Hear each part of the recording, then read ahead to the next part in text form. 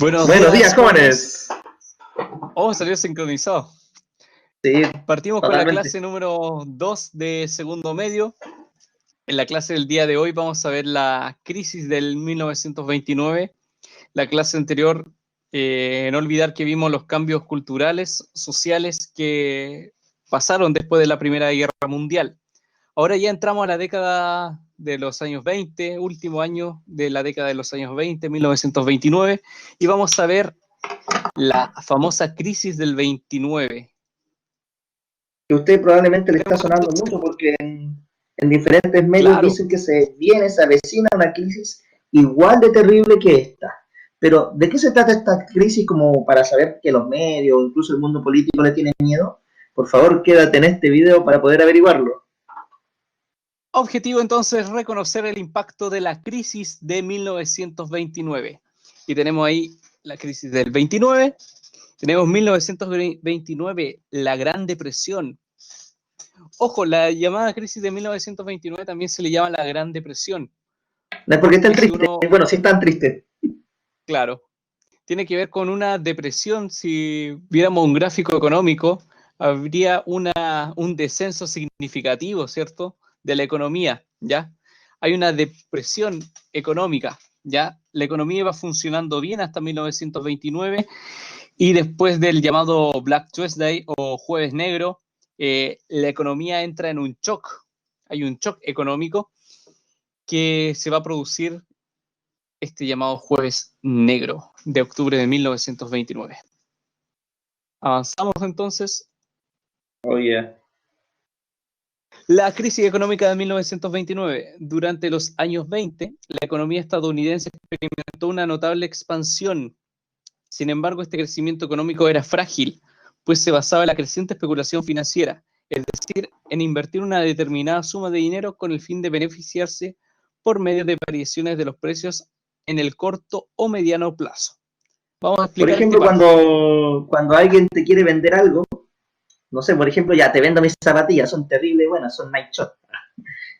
¿Cuánto valen? ¿Sabes qué? Yo, así como las veo, valen unas 30 lucas. Mira, fíjate que la compré como 50, pero yo te la vendo a 30. Entonces, cuando nosotros empezamos, ¿sabéis que la compré a tanto y te la vendo a tal precio? Estamos empezando a especular porque no tenemos ningún tipo así como de referencia para poder establecer el valor. Y cuando uno dice, Y ¿cuánto vale? Como entre tanto y tanto. no hay ningún sustento para establecer el valor. Entonces vamos a tener que durante los años 20 la economía estadounidense experimentó una expansión, o sea, la economía estadounidense creció. ¿Por qué se va a dar este crecimiento? Básicamente porque Estados Unidos va a pelear en la Primera Guerra Mundial, y va a ser ganador. Va a ser el gran ganador de la Primera Guerra Mundial, en el sentido de que si bien hay otros países que ganan como Inglaterra o Francia, Estados Unidos se beneficia económicamente de esta guerra. Recordemos que Estados Unidos ingresa a la Primera Guerra Mundial por el De hundimiento de un patú. barco, ¿cierto? ¿Cierto?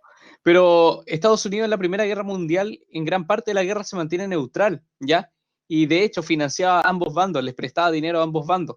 Y ya cuando ocurre este atentado, el hundimiento de un barco, donde iban ciudadanos norteamericanos, Estados Unidos se mete de lleno a la guerra y se une con los franceses, con los ingleses, a darle pelea principalmente a Alemania. Ya Alemania es el gran perdedor de esta Primera Guerra Mundial. Que le echa la culpa de todo. Le echan la culpa de todo. Alemania es el gran culpable, ¿cierto? De todos mis errores, Ahora dicen los demás países. recordemos que territorialmente lo que son los combates de tierra, la guerra se desarrolló principalmente en Europa. Por lo tanto, van a ser Claro, las naciones europeas las que se van a ver más afectadas por ciudades destruidas, por campos arrasados, por toda la parte de con lo que gente significa muerta también. bombardear, los muertos. Pero la gracia de Estados Unidos, al encontrarse en otro continente, manda gente a pelear, pero la guerra nunca toca el suelo estadounidense. Por lo tanto, ellos no Nunca le tienen que bombardea ver las sus ciudades fábricas, destruidas. no le bombardea Así los que por campos eso de Estados Unidos cultivo. se mete, pero sale más ganador que el resto, porque nunca tuvo que sufrir las consecuencias más terribles de la guerra en su territorio. Vio más beneficios que costo con esta guerra, ¿ya? Por lo tanto, esto deja un buen pie a Estados Unidos, ¿ya? Y esto va a hacer que durante la década siguiente, la década de 1920, va a experimentar una expansión nunca antes vista en la economía norteamericana, ¿ya? Y esto se va a dar porque Estados Unidos había prestado dinero a los países europeos, ¿cierto? Ahora empieza a recibir las ganancias, ¿cierto? Empieza a cobrar los créditos y empieza a convertirse en el mayor banquero, por así decirlo, a nivel mundial. Le prestaba dinero incluso a Chile, ¿ya? Sin embargo, este crecimiento económico era frágil, pues se basaba en la creciente especulación financiera. Por un lado teníamos la banca en Estados Unidos que prestaba dinero a los demás países, por otro teníamos esto que se había empezado a dar en el siglo anterior, que era la bolsa de valores, la bolsa de comercio norteamericana, principalmente la de New York, ¿ya? En esta bolsa, ¿qué se hacía? Se vendían acciones de las distintas empresas. Entonces, si tú eras un empresario exitoso y querías ganar aún más dinero, vendías parte de tu empresa en forma de acciones, de porcentaje de acciones. La Supongamos que empresa tú de tienes Sebastián Fredes vende acciones porque produce celulares, ¿ya? celulares Fredes. Celulares Fred. Tenemos esa empresa que supongamos valía $1.000.000 y yo decido ponerla en la bolsa de valores porque necesito más dinero, quiero ampliar mi empresa. Y voy a Yo soy sacar, Samuel, un pobre ciudadano, y voy a comprar una acción. Voy a comprar 100 lucas en acciones de la empresa de Fredes de celulares. Checamente voy a depositar 100 lucas en esa empresa. Sí. Y esas 100 lucas que va a comprar Samuel en acciones, en realidad es un porcentaje de mi empresa, pero no un porcentaje gigante, no me compró el 1%. Con suerte me compró el 0,00001% de mi empresa, ¿ya? ¿Y por qué la compró Samuel? Porque él sabía que esa empresa era rentable, él sabía que si invertía 100.000 pesos, probablemente en un par de meses iba a ganar 200.000 pesos, ¿ya? Por lo tanto, ellos lo veían como una inversión. Y eso se llama especulación financiera. Cuando tú piensas que algo va a subir de valor, pero no tienes datos duros para saber que algo va a subir de valor. Otro ejemplo. Supongamos que el segundo J, que no existe, va a vender completos. ¿Aún? Va a vender completos el día miércoles y estamos a día viernes, ¿ya? Y el día lunes, martes y hoy día viernes vende vales para comprar los completos el día miércoles. Y estos vales Un los venden clásico. a 1.000 pesos, ¿ya? Incluye bebida también. Pan de los griegos, ¿cierto? Y esto es especulación, porque uno no está comprando el completo propiamente tal, tú estás comprando la idea de un completo, que lo van a hacer el miércoles, ¿ya? Tú estás comprando algo y te van a dar un vale que es un papel que representa algo. Con las Y si acciones es que lo ocurre algo hacen. similar. Con las acciones ocurre algo similar, ¿cierto? Tú comprabas un papel que representaba algo, tú no comprabas maquinaria, tú no comprabas, a veces ni siquiera veías la empresa, y eso era lo más preocupante. Igual que la idea de los completos, es una idea, ¿ya? En Estados Unidos, cuando se habla de especulación, había muchos tipos que eran honestos en la bolsa y habían otros que no eran tan honestos. Entonces, hacían empresas fantasma, empresas de papel, donde supuestamente tenían cientos de fábricas, donde tenían la mejor tecnología, tenían muchos empleados, estaban facturando harto dinero, pero en la realidad era otra, porque la empresa no existía. Entonces vendían estas acciones, pero tú estabas comprando acciones de algo que no existe. Y el valor de algo que no existe es cero, porque es una idea. En este caso era una idea falsa, ¿ya? Siguiendo con Siquiera el hubiera sido ejemplo del... que hubiera sido una idea buena. Siguiendo con los ejemplos del Siguiendo el ejemplo completo. del completo, y pasa para que también sepan el día que volvamos a clase, y sucede que llega el día martes y dirección los pilla y dicen no tienen permiso para vender completo, y retiran los panes, llaman a los apoderados para que retiren para que se lleven los panes, la vienesa, todos los materiales. ¿Y qué pasa con si yo, que compré mi completo a Luca, con su pack, su bebida, y no tengo mi completo? Ellos tienen mis 1.000 pesos, yo no tengo mi completo porque se los quitaron todo y no pueden funcionar. ¿Qué es lo que voy a querer yo? Y, Mi plata de vuelta. ¿Y qué y pasa si dicen, yo por ejemplo, pretendía... Esa plata ya se la gastaron que para comprar los ingredientes? no está la plata. No, pues si se Eso es lo que compró, con esa plata se compró la vienesa, con esa plata se compró el tomate, se compró la pasta. No está la plata. Ups. y ahí viene el otro problema que lo vamos a ver en el segundo párrafo. Durante este periodo, la compra a crédito o a plazo crecía descontroladamente, generando altas tasas de endeudamiento. Supongamos que tú no tenías para el completo, pero le ibas a comprar a media con un amigo, 500 y 500 cada uno, ¿cierto? O le conseguiste 1.000 pesos a otro amigo. Tú te conseguiste Lo el dinero, típico. ¿cierto? Te Pero compro el la dinero ya mitad no y está, después te paso la otra. pero el dinero ya no está. Las empresas alentadas por la bonanza solicitaban préstamos a los bancos para expandir su producción, mientras los particulares hacían lo propio para adquirir bienes o invertir en la bolsa. La ausencia de una política estatal clara para revertir la situación contribuyó a que se desencadenara una profunda crisis. Entonces teníamos que los bancos comenzaron a prestar dinero, ¿cierto? Con la idea de ganar mayor cantidad de dinero, ¿cierto? El banco no presta dinero porque es solidario, sino que te presta, por ejemplo, 1.000.000, pero tú le terminas pagando al banco 1.500.000, ¿ya? ¿Qué hace con esos 500.000 Más. pesos? Eso es ganancia para el banco. Y esa ganancia la distribuyen entre los dueños, ¿cierto? Le permiten invertir y un porcentaje pasa a la gente que metió plata al banco, ¿ya? Que ahorró en el banco. Por lo tanto, si tú vas a ahorrar dinero en el banco, no pienses que tu dinero va a estar ahí físicamente en el banco, sino que el banco lo pesca y se lo presta a otras personas, invierte, hace negocios con tu dinero, ¿ya? Por lo tanto, el dinero que las personas depositaban en el banco, confiados, el banco lo prestaba a otros, ¿ya? Y esos otros, vamos a ver lo que les pasó, no van a poder devolver el dinero. Por lo tanto, el banco ya no tiene tu dinero, pero el banco tiene que responder. Y ahí viene lo que viene a continuación. El 24 de octubre de 1929, más conocido como el Jueves Negro, salieron a la venta más de 13 millones de acciones, las que bajaron dramáticamente sus precios ante la falta de compradores. Se metieron 13 millones de acciones a la bolsa, ¿ya? Se vendían esas acciones, pero como nadie las compraba, baja el valor de las acciones. Y como nadie quería comprarlas, siguen bajando y empieza un efecto dominó. La gente se comienza a dar cuenta de que las acciones no se están vendiendo. Por lo tanto, las acciones de otras empresas también comienzan a bajar.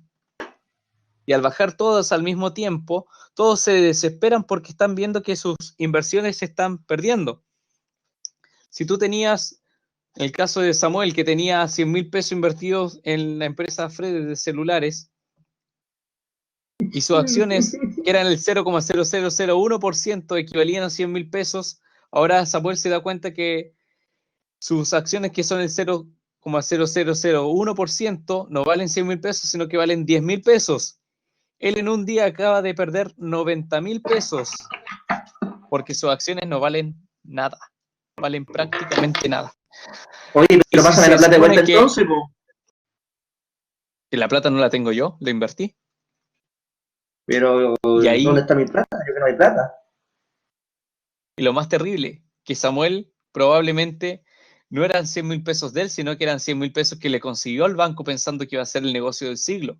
Por lo tanto, Samuel está endeudado con 100.000 pesos y ahora solamente tiene 10.000 para pagar, que son los 10.000 si es que logra conseguir vender esas acciones. Pero como hubo un jueves negro, Pero el ojo, día ojo, siguiente tengo un tampoco amigo que está fue tan peor. favorable. Tengo un amigo que está ¿Cuál es ese peor, amigo? peor.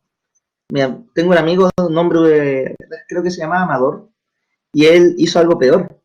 Él ¿Qué hizo Amador? compró 20 millones de pesos en acciones y para eso ofreció la Uy, uy, casa uy. al banco, le hipotecó la casa al banco, porque sabía que esos 20 millones después le iban a ser ultramillonarios.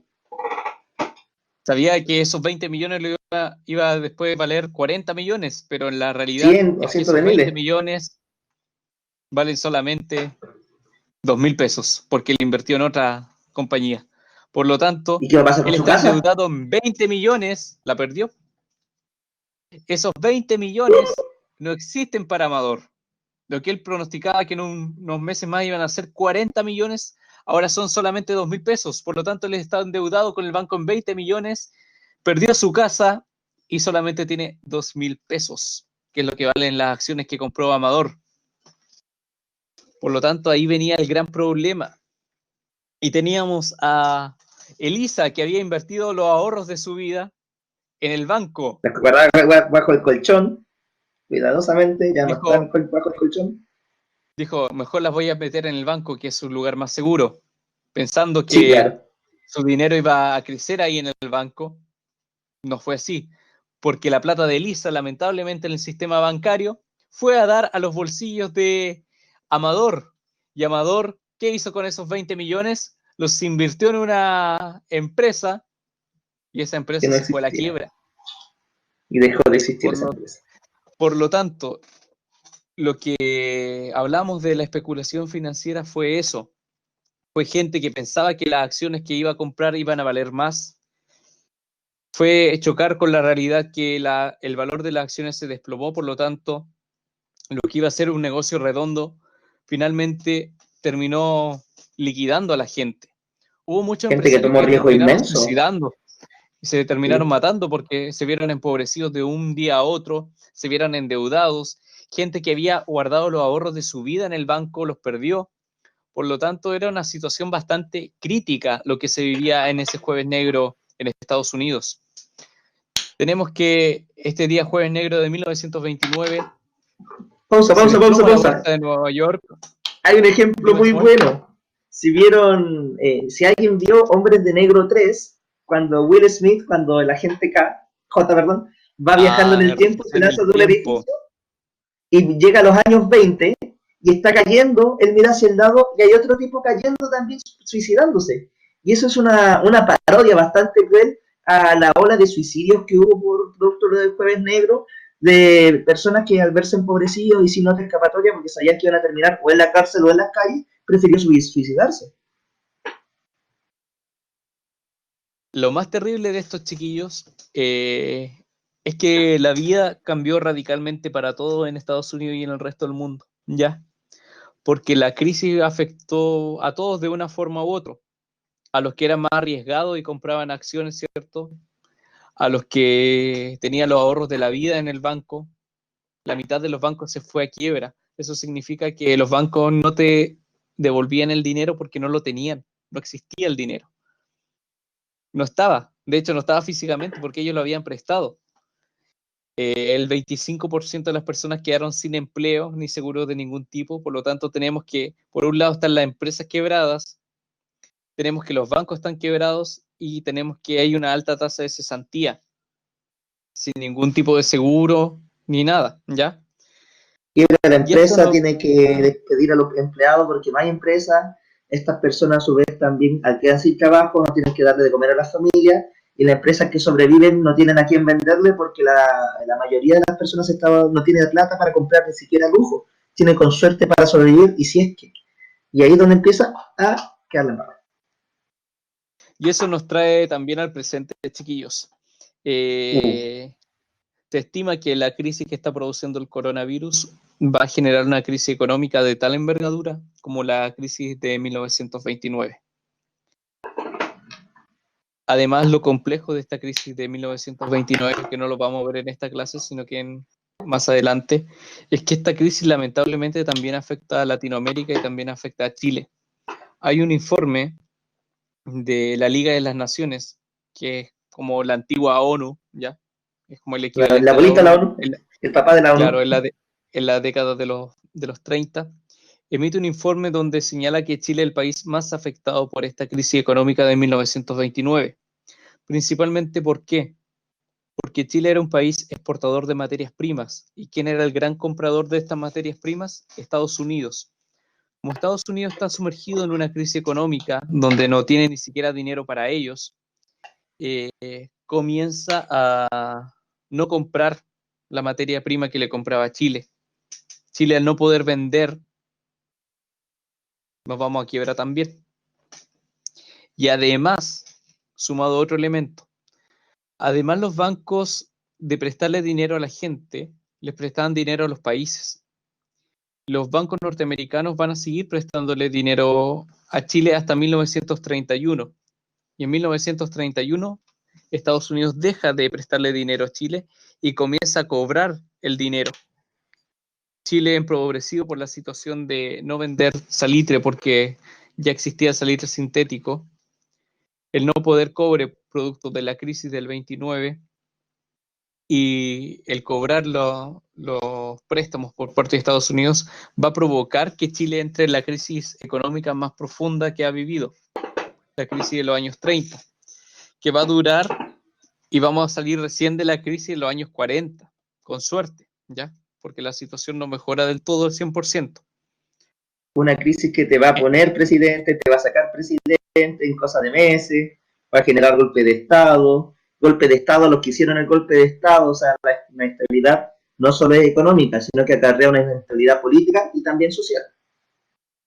Por lo tanto, la crisis del 29 nos va a afectar de forma dramática a nuestro país. Pero eso lo vamos a ver con profundidad en un par de clases más, ¿ya? Avancemos entonces, la mitad de los bancos se va a quiebra, no olvidar eso. Un cuarto de la población o 25% de las personas quedan sin empleo. Entonces, altamente preocupante. Tenemos que el precio de los productos se desplomó, terminando de arruinar a productores y comerciantes. El cierre de las empresas disparó el desempleo, lo que frenó el consumo y provocó, por tanto, la paralización de la economía. Estados Unidos redujo sus importaciones, lo que llevó a la crisis a los países que le suministraban materias primas, en especial los latinoamericanos, como ya habíamos señalado el caso de Chile. Esto hizo que la crisis se difundiera por Europa y prácticamente paralizara la producción industrial del mundo capitalista. La caída de los precios llegaron al 50%, generando quiebras de industrias y desempleo en todos los continentes que mantenían relaciones de intercambio económico con Europa y Estados Unidos. Hasta entonces, la economía del mundo se regía principalmente por el libre comercio. Las regulaciones eran mínimas y el Estado intervenía muy poco en el comercio y la producción de bienes y servicios. Sin embargo, la magnitud de la crisis obligó a las principales economías de Occidente a implementar un programa de reactivación fundamentados en un nuevo papel del Estado de la economía y en un estricto control del comercio internacional. Solo la Unión Soviética, cuya economía tenía escasos vínculos con otros países, logró sortear bien la crisis. Entonces vamos a tener acá un panorama bastante oscuro para el resto del mundo. Si bien la crisis se origina en Estados Unidos, se expande al resto del mundo, porque los demás países le vendían y le compraban productos a Estados Unidos. Entonces, al no poder vender, al no tener comprador, el valor de los productos cae. El valor del cobre, el valor del salitre, que ya venía mal, ya no se exporta tantos granos, ¿cierto? No se exporta tanto hierro. Entonces, la situación económica de los demás países latinoamericanos que dependían del consumo norteamericano cae, el valor de los productos también cae, los precios caen un 50% porque ya no hay quien compre. Imagínate tener un negocio, aumenta el desempleo. Imagínate tener un negocio en tu población, ya un negocio, vendes pancitos, vendes verduritas, de todo un poco, un mini market, ¿ya? Entonces llega un punto en que empiezan a perder el trabajo todas las personas en la población. Y después llega un momento en que toda la gente, o la gran parte de la gente en la población no tiene pega. Pero tú sigues con tu negocio. Pero te das cuenta de que como la gente no tiene pega, no tiene plata para comprarte cosas. Por lo tanto, tu negocio también va a caer en ventas y tú también como dueño de negocio te va a ver afectado y te fuiste a la quiebra también. Por lo tanto, la situación es lo que se conoce como un efecto dominó, donde al caer una pieza, las siguientes comienzan a caer de forma consecutiva y eso los va a afectar a todos, ¿ya? Lo que comienza en Estados Unidos un día jueves de octubre, termina afectando a todo el mundo. La crisis nos afecta a todos y sobre todo a Chile, como ya habíamos señalado. Y acá se viene un nuevo rol, un nuevo papel del Estado. El Estado que no había intervenido en la economía se va a tener que meter las manos en el bolsillo. ¿Para qué? Para solventar la economía de los países, para solventar a la población, que básicamente ya no tenía trabajo, y al no tener trabajo aumenta los problemas de nutrición, de alimentos, aumenta también desgraciadamente la delincuencia, porque la gente en contextos donde el desempleo es muy alto, donde no hay trabajo, donde hay que buscar comida, la gente a veces incurría en robo, porque no había trabajo, no había nada. Y hay que darle de Entonces comer a la familia igual. es ahí donde el Estado se tiene que intrometer en la economía y el Estado va a asumir un nuevo rol que se va a conocer como un Estado más benefactor, un Estado que se mete la mano al bolsillo y que comienza a invertir y a gastar dinero, no gastar dinero, sino más bien invertir dinero en mejorar las condiciones de vida de la gente, a generar puestos de trabajo. Comienzan planes de obras públicas en Estados Unidos para contratar a los obreros que no están haciendo nada, porque están paralizadas las construcciones de las empresas privadas, los edificios, estaba todo paralizado. Entonces Estados Unidos comienza un plan de ejecución de obra pública, de construir edificios, construir líneas de ferrocarriles, puentes, hospitales, escuelas, con la finalidad de darle trabajo a la gente, de mantener a la gente ocupada. Y Chile, por cosas del destino, va a comenzar el mismo proceso. ¿Ya? Y eso va a Va a explicar empezar a imitar, como siempre. Empieza a imitar. Va a explicar por qué Chile no se ve tan afectado en el año 1929-1930 con la crisis, sino que va a ser el año 31, cuando Estados Unidos deja de enviarle dinero a Chile. Ahí nos enfrentamos con la realidad, que está un poco maquillada. ¿Por qué? Porque Estados Unidos, al prestar dinero a Chile, este dinero era ocupado por el gobierno del presidente de la época, general Carlos Ibáñez del Campo, para financiar una serie de obras públicas que tuvieron la finalidad de modernizar nuestro país y además contener el desempleo que se había originado por el cierre de la salitrera en el norte.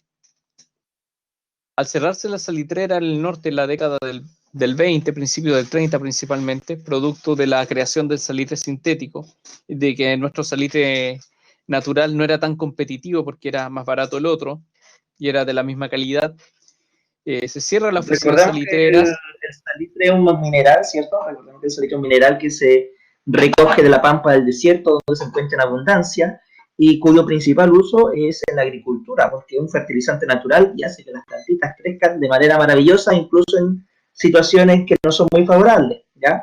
Por eso es muy extendida su compra y es muy importante para el mundo, porque la agricultura obviamente es una actividad fundamental para el ser humano, para contextualizar.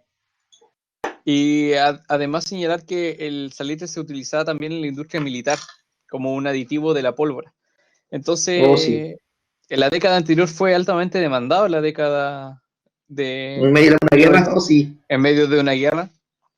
Éramos un proveedor fundamental para Estados Unidos y para los ingleses. No tanto para los alemanes, porque la mayor parte de la salitrera eran de capital inglés, ¿ya? Inglés norteamericano. Pero volviendo al tema, el Estado se hace cargo de esta problemática de los años 20, que son el cerrar la industria salitrera, esta industria extractiva de materia prima, y hay que hacerse cargo del desempleo de esa gente. Por lo tanto, el Estado, a través del presidente, comienza a generar un plan de obras públicas, de inversión en obra pública, generación de puentes, caminos, carreteras, construcción de hospitales, Que antes lo hacía el Estado. que todo eso lo generaba el Estado en esa época, para generar empleo para esta gente. Pero al llegar 1931, Estados Unidos nos sorprende de una forma no muy grata, nos sigue prestando dinero a Chile y comienza a cobrar el dinero a nuestro país. En esa situación nos vamos a ver enfrentados en que no tenemos dinero para pagar, el poco dinero lo tenemos que enviar a Estados Unidos y comienza una crisis de magnitudes gigantescas para nuestro país. Tenemos que considerar que Chile solamente vendía materia prima, no teníamos industria, no teníamos tanta fábrica. Tenemos que considerar que aumenta el desempleo, el precio del salitre ya había caído, producto del Chile va a salitre ser un país, sintético. sobre todo rural, muy rural todavía en esa Chile época. era un país bastante rural. La gente vivía más en el Eh, campo que en la ciudad. la poca tecnología que llegaba a Chile venía de Estados Unidos y para comprarla había que comprarla en dólares. dólares que no estaban llegando a nuestro país producto de esta situación, producto de que no estamos vendiendo a Estados Unidos, no nos llegan divisas norteamericanas, por lo tanto, no podemos comprar tantos medicamentos, no podemos comprar repuestos para los primeros vehículos, para las primeras maquinarias, lo que nos trae una crisis de gran profundidad para nuestro país. Y esto va a obligar, y esto va a permitir en otras partes del mundo a mirar con buenos ojos al comunismo. ¿Por qué? Porque tal como se señala acá en el texto, en la última idea, último punto seguido, solo la Unión Soviética, cuya economía tenía escasos vínculos con otros países, logró sortear bien la crisis. La Unión Soviética, principalmente, no vendía productos a Estados Unidos ni al resto de Europa, no compraba productos del resto del mundo, por lo tanto tenían una economía cerrada y al no depender de otros países que estaban en crisis, ellos no tuvieron crisis, sino que todo lo contrario, siguieron mejorando su índice de productividad, comenzó a descender el analfabetismo, comenzó a descender la tasa de mortalidad, la Recordemos gente que es un estaba país mejor. inmenso y autosuficiente, tiene suficiente, su territorio es tan inmenso de que tiene todo lo necesario para subsistir sin el resto del mundo. Son más o menos solitos. Por lo tanto, esa situación va a permitir que la Unión Soviética, y además porque no hay inversión privada ahí, El Estado maneja logre, todo para ese entonces. logre enfrentar de buena forma la crisis. Y ellos no vivieron crisis económica en la del 29. Por lo tanto, los demás países europeos comienzan a mirar con buenos ojos en la idea de crear un sistema económico de características similares a los de la Unión Soviética, o sea, implantar un sistema comunista en sus países, Y lo cual va a los hacer que soviéticos, ni tontos ni perezosos, también empezaron a vender su idea al extranjero. Y también ellos ahí claro, aprovecharon de enganchar de, uy, miren qué bonita idea se nos ocurrió, síganos.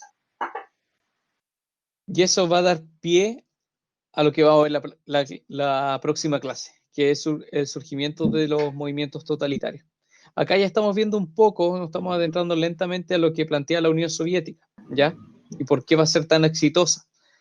Vamos a ver los movimientos que van a surgir en Italia y en Alemania, producto de esta crisis del 29, producto del temor que siente la clase alta a que una revolución como la Revolución Rusa, que dio origen a la Unión Soviética, ocurra en su territorio.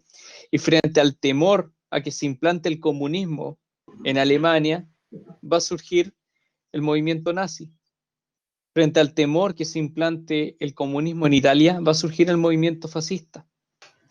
Y eso va a permitir que durante la década del 30 una serie de movimientos antidemocráticos surjan en Europa, lo que más tarde, en 1939, va a dar origen a la Segunda Guerra Mundial. ¿Ya? Pero eso es materia que vamos a revisar más adelante. Volviendo entonces, tenemos que la crisis va a provocar estragos a nivel económico, a nivel político en nuestro país y en el resto del mundo. Y el Estado va a tener que hacerse cargo de la economía. Y eso lo vamos a ver más adelante. Pasemos a la primera actividad. Actividad 1. Lee el siguiente texto y luego responde. En su autobiografía, el dramaturgo y guionista Arthur Miller relató los efectos de la Gran Depresión.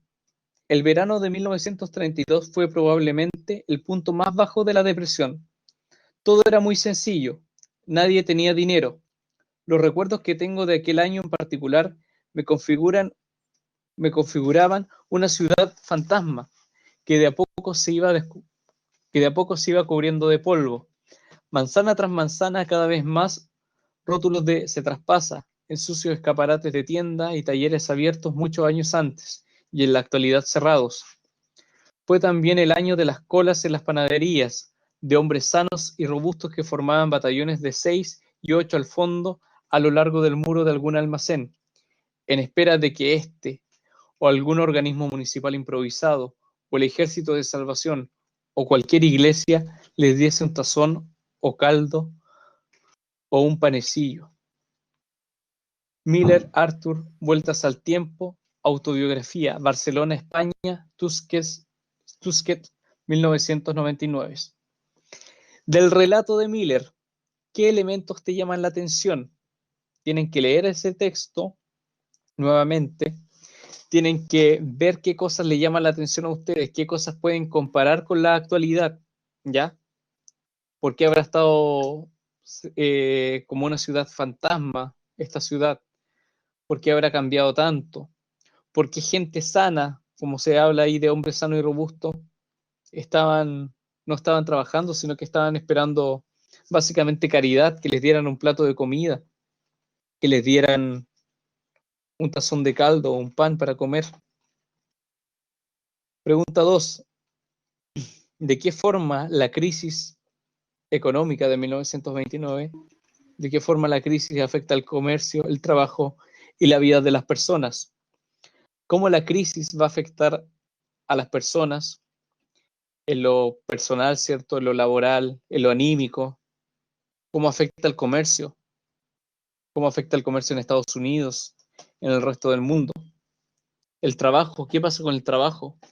¿Pueden inferir de lo que se señala en el texto? ¿Pueden complementar de lo que se ha visto en esta clase?